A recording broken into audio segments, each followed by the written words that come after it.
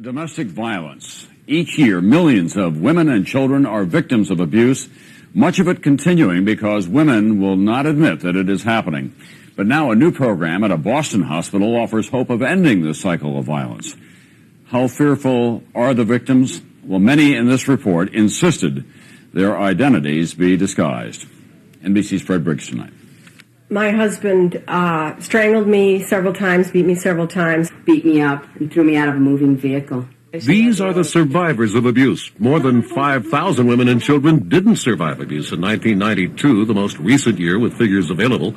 Hospitals have learned to spot the visible, the obvious signs of abuse, but only recently have they looked for more invisible signs, like the behavior of a mother bringing in her child for a checkup. I was coming in like a nervous wreck, watching over my shoulders or something like that, and like trying to get out fast. Children's Hospital in Boston had no trouble spotting abuse here. The real problem, women who don't look threatened but are, and afraid to talk about it. One of the things that you need to know about domestic violence is... The solution? A program called Awake, Advocacy for Women and Children in Emergencies, begun in 1986.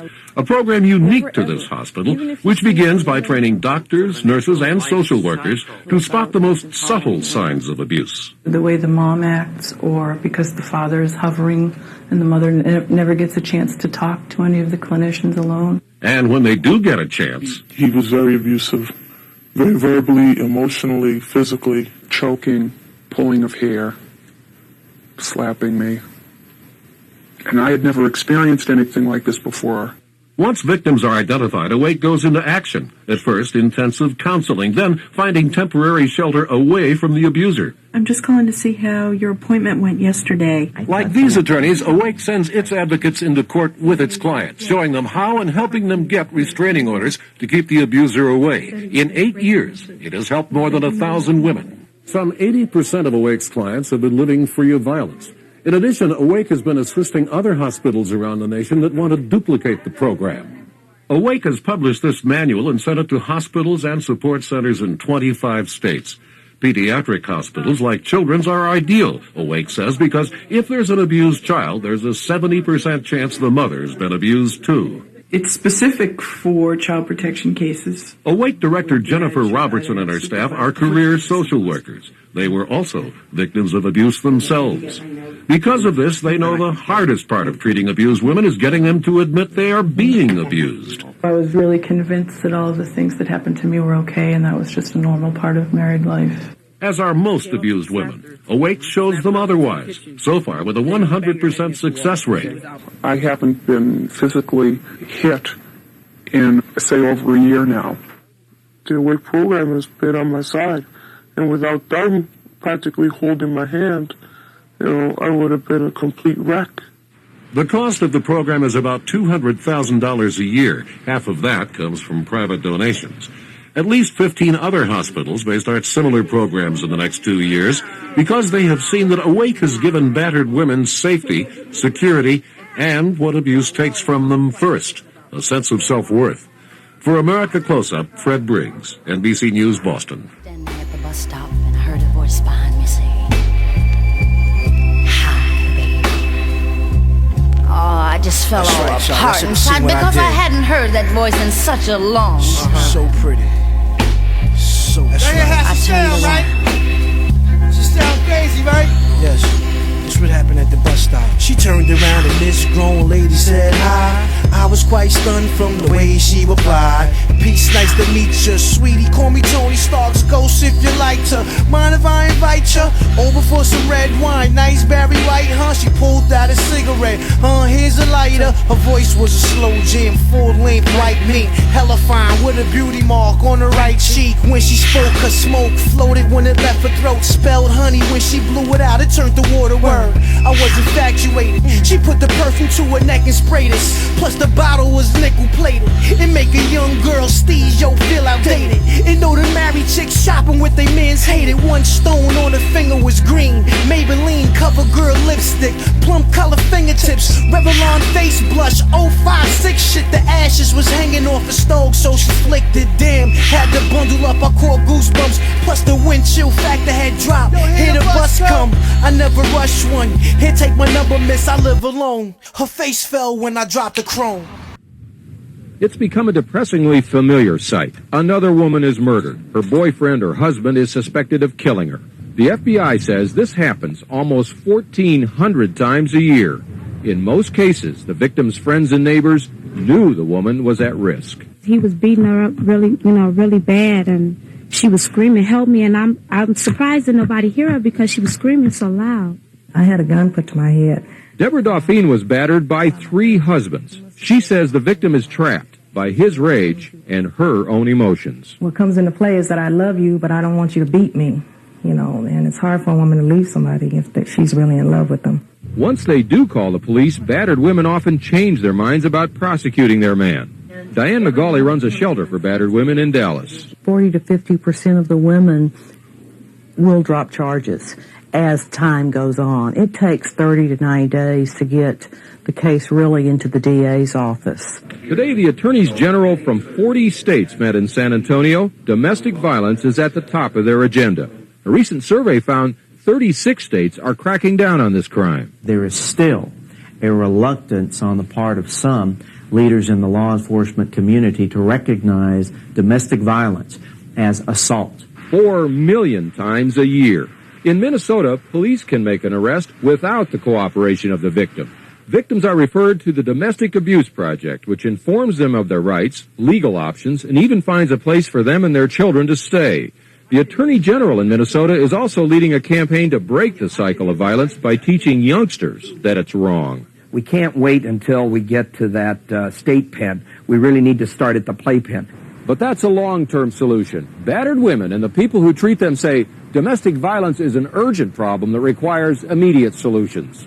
First, they want a national hotline for victims of domestic violence. For a woman at risk, it needs to be where she can pick up the phone and push *1 and automatically get to a domestic violence program. Second, they want the accused batterer to be jailed for at least 24 hours after the first offense. While they're in jail, the woman can at least feel safe.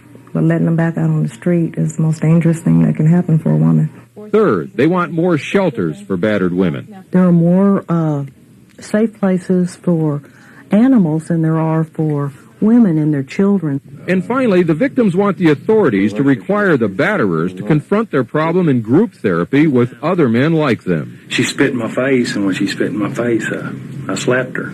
I don't want to live like that anymore. I don't want my kids to see me like that anymore. The women at risk are hoping the attorneys general will urgently attack the problem of domestic violence, especially in the states that do little or nothing about it now. For America Close-Up, Jim Cummins, NBC News, Dallas. On America Close-Up tonight, we continue our series this week on domestic violence, women at risk. Tonight, clemency for battered women who strike back. It is not a solution to the problem, but it is a way to assure that women who suffered at home don't suffer again at the hands of the system. Here's NBC's Dawn Fratangelo.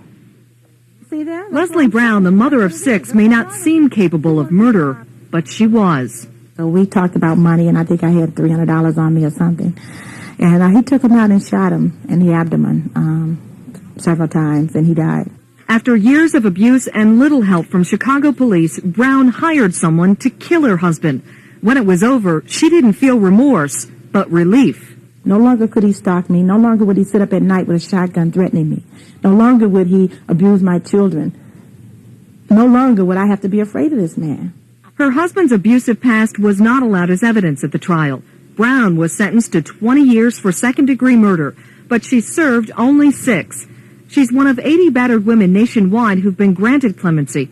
It's a movement among governors in 21 states who believe women at risk can be victimized twice, first by their abusive partners, then by a system which can't protect them. In Maryland, the sentences of 8 women were commuted in 1991. Ohio released the largest group 4 years ago, 25 battered women set free. And only last month, 4 more were granted clemency in Illinois. I'm here, I'm free. It's incredulous. I just left everything at the prison. Christine Popp was one of them. She shot her 46-year-old husband in the head while he was sleeping and then hid his body for 6 days. I was afraid for my life, and that's why I killed my husband. And I'm alive, and I can't apologize for that. In the 4 recent clemency cases in Illinois, prosecutors claim domestic violence was brought up at the trials, but that a judge or jury decided there was sufficient evidence to convict the women anyway. The clemency movement, they fear, will send the wrong message, that some murder convictions are frivolous. Christine Pop's stepson is angry the jury's verdict was disregarded. They convicted her, less than 4 hours. Now a governor turns around and just indiscriminately says, that's okay, we'll let you go, no big deal. I really did not think that this was going to embolden women, to go out and kill abusive partners. On the other hand, I think that men have to understand a woman has a right to self-defense. Clemency for battered women is by no means a solution to the problems of domestic violence. I am somebody. But one key solution is counseling for women, so they can find ways out of an abusive relationship. The women of this self-esteem class couldn't have a better teacher. I am special. I am special. Leslie Brown. I strongly feel that individuals should seek counseling or some type of help. It should not have to come to that an individual ends up dead. Yes, I would be dead. Had I not killed him, I know he would have killed me. That kill or be killed way of life has convinced many states that some battered women deserve mercy, that prison may only be prolonging their abuse. For America Close Up, Dawn Portangelo, NBC News, Chicago. On America Close Up tonight, the final report in our series on domestic violence, Women at Risk. Tonight, there is a legal avenue open to women who are threatened, a tool that is supposed to put law enforcement firmly on their side. NBC's David Bloom tonight on why more women don't take advantage of it. 911 emergency. October 1993. O.J. Simpson bursts into his ex-wife's townhouse. Nicole Simpson calls police. What follows is a plea for help. Could you get someone over here now? A tirade of abuse. And a simple question. Do you have a restraining order against them? No. The operator clearly asked Nicole, do you have a restraining order? And she clearly said no. Why didn't she have a restraining order? The answer to that might be that people don't believe that restraining orders work. If I was Nicole or any woman that's afraid, I'm going to try everything. If he couldn't have me, nobody else was going to have me, and he was going to try to kill me. But to women at risk, seeking orders of protection from America's courts is seen as a last-ditch, often futile effort. I had got shot in my abdomen, in my arm, and in my face. I still have a bullet too close to my spine to remove. Cassandra Finley is now in hiding. When she was shot inside a Chicago grocery store 2 months ago, she had a restraining order against her ex-boyfriend. Legally, he could not come near her. Police say that didn't stop him from trying to kill her. My paper didn't mean anything. Similar well-publicized cases in Cleveland, Denver, and Austin, Texas create the impression that restraining orders do not work. But a leading domestic violence court judge says it's a false impression. The large majority of people that are served with these orders of protection follow that order. The National Center on Women and Family Law estimates that in 40% of all cases, a restraining order stops repeat violence altogether. And in the vast majority of others, the level of violence is markedly reduced. The key, says Judge Rossetti, is getting police to take such protection orders seriously. We have a police chief here, Pat Anderson, who takes domestic violence seriously. But in 2 multi-million-dollar lawsuits filed earlier this month, 6 victims of domestic violence accused the Chicago Police Department of systematically failing to enforce laws against abuse. They don't think it is as important as a robbery or a murder or any other crime. Chicago police deny it. Domestic violence is very important to us. In fact, 25 states now have mandatory arrest laws, where police must arrest abusers on the spot. Maryland and New York will soon join the list. But despite all the attention, spousal abuse is usually a misdemeanor. In Illinois, that means $100 bond. If you beat a woman half to death and you get arrested, it's only $100 to get out? That's ridiculous. Still, most counselors tell victims protection orders work. It's another sanction against him, and violation of order of protection, it can include jail time. But only if women at risk act.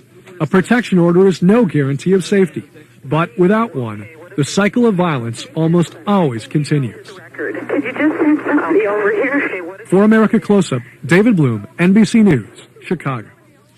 On America Close Up tonight, we're going to talk about domestic violence. This is a problem very much in the spotlight these days.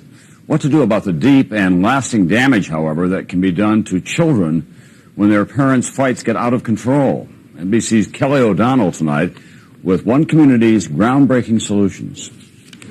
Sending emergency. My mommy and daddy are having a fight. Okay, don't cry. We're going to send the police. Okay. San Diego police officers are specially trained to respond to domestic violence calls from children like Lisa. That's part of what makes the approach here so different. San Diego sees children as important witnesses when there is violence in the family, and police reports now include the accounts of those children. City prosecutor Casey Gwynn. It's empowering for a child to be able to be asked, what happened? Tell us what you experienced. San Diego's domestic violence unit is the largest in the nation and was among the first to say abuse against a mother is a crime against the child. So here, when children witness violence in the home, both assault and child endangerment charges are filed. You've been charged with spousal abuse. What is your The domestic violence unit is a model for prosecutors. The city spends $1 million a year. Cases go to court even without the cooperation of the abused spouse. And children's testimony has helped the county get convictions, now averaging 5,000 each year. And today, San Diego has the lowest domestic homicide rate of all big cities. Here, they listen to children, not only in court, but in specialized counseling as well. This is like a deep hurt that you can never forget about this. This affected your whole life. I wanted to get married, have kids, and Prince Charming or whatever. But I saw this, and now it's scared. It scared me away.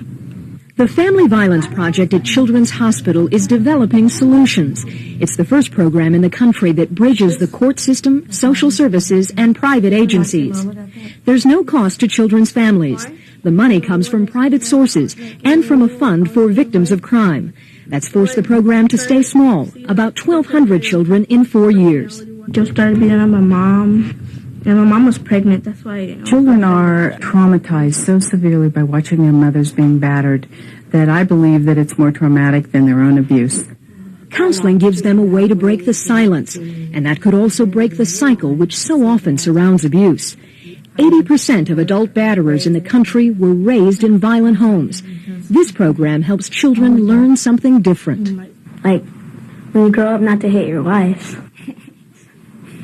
or your children. Counselors say the children's emotions are battered by the persistent fear of violence and the helpless feeling of not being able to stop it. It makes you feel like I want to die.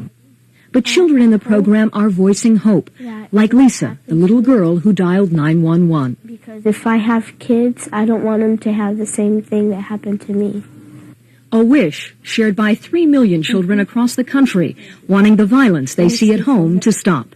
For America Close Up, Kelly O'Donnell, NBC News, San Diego.